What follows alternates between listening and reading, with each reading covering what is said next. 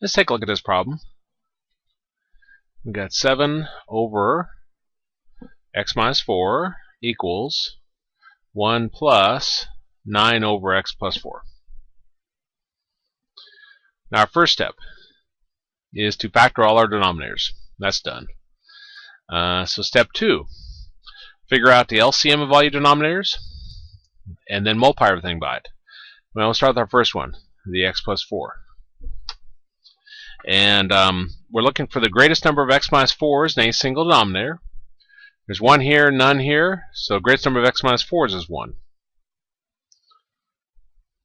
Then I go to the next one, the x plus 4. And I'm looking for the greatest number of x plus 4s in any single denominator. None here, 1 here, so it'd be 1. So this is our LCM, and this one I want to multiply everything by. So 7 over x minus 4. We'll also multiply times the 1.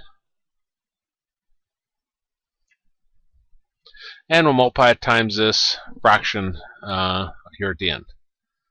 So we got x minus 4 times x plus 4 times 9 over x plus 4. Now this x minus 4 cancels that x minus 4.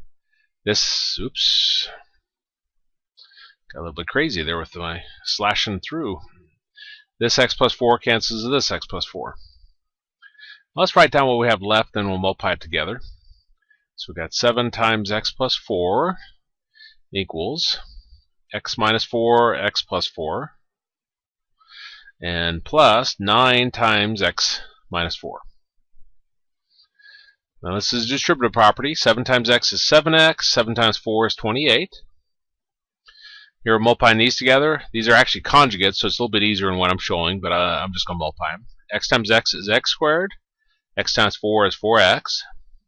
Negative 4 times x is negative 4x. And negative 4 times 4 is negative 16. Plus 9 times x is 9x. 9 times negative 4 is negative 36. Combine together like terms in any step. 4x minus 4x drops away, so plus 9x. Negative 16, negative 32 is negative 52. Now ready for step 3 of solving rational equations. And that says solve for x. It's really vague, but you could have a linear equation or quadratic at this point. This is a quadratic because we have an x squared. So we want to get everything over one side, 0 on the other. So I'll take 28 to the right side and take 7x to the right side. Take anything across your equals, your sign changes. So we got 0 is equal to x squared plus 9x minus 7x minus 52 minus 28. Well, we got x squared. 9x minus 7x is 2x.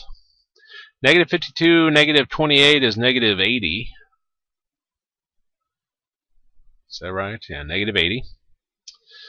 And now we want to factor this. We'll factor it using the Psd method. We got x squared x, no number in front of our x squared.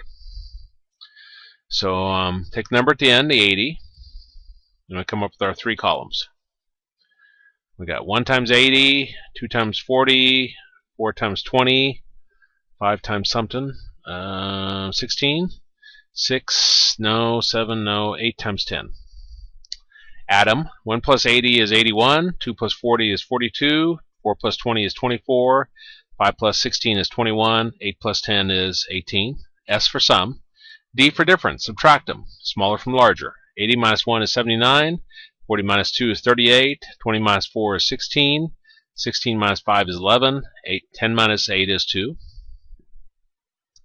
The number we're looking for is a number in our middle term, which is 2, which is right here, so we're going to use 8 and 10. So I got 8, and I got 10. Now our larger number in the P column that we're using, which is the 10, is always going to be the same sign as the middle term, which in this problem is positive. The number I circled in the difference column, D for different signs, means one will be positive, one will be negative. Since the 10 is positive, the 8 will be negative. Zero factor property. You get 0 on one side, you factor the other side, you set each factor equals 0. So I got x minus 8 is equal to 0, and x plus 10 is equal to 0. and solve these. Bring the negative 8 over, it becomes a positive 8. Take 10 over, it becomes a negative 10. Now step 4 is to check our answers. So if I scroll up, we're going to check positive 8 first.